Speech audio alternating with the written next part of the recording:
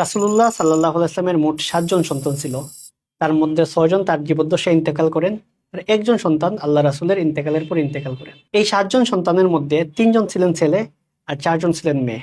অন্যদিকে দেখা যায় এই ৭ জন সন্তানের মধ্যে ৬ জন জন্মগ্রহণ করেন খাদিজা রাদিয়াল্লাহু আনহার গর্ভে এবং একজন জন্মগ্রহণ করেন মারিয়া কিপ্তি রাদিয়াল্লাহু আনহা উনার গর্ভে। আজকের ক্লাসে ইনশাল্লাহ আল্লাহ রাসূল সাল্লাল্লাহু আলাইহি ওয়াসাল্লামের সন্তানদের সম্পর্কে আমরা সংক্ষেপে জানার চেষ্টা করব। প্রথমে দেখতে পাচ্ছি কাসিম এবং আব্দুল্লাহ। তারা দুজন ছিলেন আল্লাহ রাসূল সাল্লাল্লাহু আলাইহি ওয়াসাল্লামের দুজন ছেলে সন্তান এবং দুজনই কিন্তু খুবই আর্লি স্টেজে ইন্তেকাল করেন।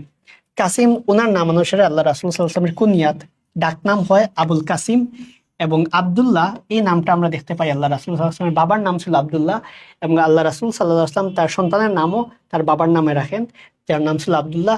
তার আরো দুইটা ডাকনাম ছিল, একটা ছিল তাইয়িব এবং আরেকটা ছিল তাহির। অর্থাৎ আব্দুল্লাহ ওনার দুইটা ডাকনাম ছিল, একটা ছিল তাইয়িব এবং আরেকটা তাহির। অনেকের মতে কিন্তু তাইয়িব এবং তাহির নামে আল্লাহ রাসূল সাল্লাল্লাহু আলাইহি ওয়াসাল্লামের আরো দুজন সন্তান ছিল, কিন্তু সিরাত বিশেষজ্ঞগণ তাদের আলোচনা অনুযায়ী দেখা যায় তাইয়িব এবং তাহির এই দুইটা নাম ছিল আব্দুল্লাহ ওনারই ডাকনাম। তার মানে আমরা এখানে দুইজন সন্তানের নাম দেখতে পাচ্ছি, একজন কাসিম এবং একজন আব্দুল্লাহ। দুজনেই কিন্তু জন্মগ্রহণ করেন খাদিজা রাদিয়াল্লাহু আনহার গর্ভে। এখন আমরা আল্লাহ রাসূল সাল্লাল্লাহু আলাইহি ওয়াসাল্লামের দুইজন কন্যা সন্তান দেখতে পাচ্ছি, একজন হলেন জাইনাব, আরেকজন হলেন গিয়ে রুকাইয়া রাদিয়াল্লাহু আনহা।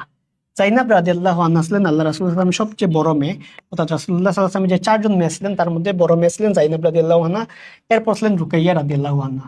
জাইনাব রাদিয়াল্লাহু আনহার বিয়ে হয় আবুল আস ইবনে রাবি ওনার সাথে।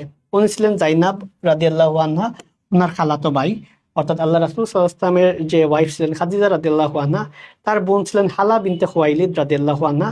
তার ছেলে ছিলেন আবুল আস ইবনে রাবি, তিনি তার সাথে বিয়ে হয় জাইনাব রাদিয়াল্লাহু আনহার। যদিও আবুল আস ইবনে রবি তিনি ইসলাম গ্রহণ করেন অনেক লেটে।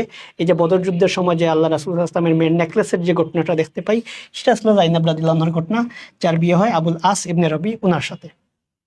এরপর দেখি আমরা রুকাইয়া রাদিয়াল্লাহু আনহার কথা। তার বিয়ের কথাবার্তা হয় উতবা ইবনে আবি লাহাবের সাথে, অর্থাৎ আবু লাহাবের যে ছেলে, সেই ছেলের নাম ছিল উতবা, তার সাথে বিয়ের কথা হয় রুকাইয়া রাদিয়াল্লাহু আনহার। পরবর্তীতে এই বিয়েটা যখন সূরা লাহাব নাযিল হয়, এই বিয়েটা সে উতবা সে বিয়েটা ভেঙে দেয়। পরবর্তীতে রুকাইয়া রাদিয়াল্লাহু আনহার বিয়ে হয় উসমান ইবনে আফফান রাদিয়াল্লাহু আনহুর সাথে। এবং বদর যুদ্ধের দিনটা ছিল ইসলামের ইতিহাসে সবচেয়ে বিজয়ের দিন, সবচেয়ে বড় দিন। এই দিনটাতে রুকাইয়া রাদিয়াল্লাহু আনহা ইন্তেকাল করেন। তখন উসমান ইবনে আফফান রাদিয়াল্লাহু আনহু তিনি বদর যুদ্ধে অংশগ্রহণ করেন নাই, তার স্ত্রী রুকাইয়া রাদিয়াল্লাহু আনহা তাকে দেখাশোনা করার জন্য। এবং বদর যুদ্ধের দিন ওই দিনই কিন্তু রুকাইয়া রাদিয়াল্লাহু আনহা তিনি ইন্তেকাল করেন। রাসূলুল্লাহ সাল্লাল্লাহু আলাইহি ওয়াসাল্লামের আরো দুইজন মেয়ের সন্তান ছিলেন, একজন উম্মে কুলসুম, আরেকজন ফাতিমা রাদিয়াল্লাহু আনহা। উম্মে কুলসুম রাদিয়াল্লাহু আনহার ওনার বিয়ের কথা হয় আবু লাহাবের আরেকজন সন্তান উতাইবার সাথে,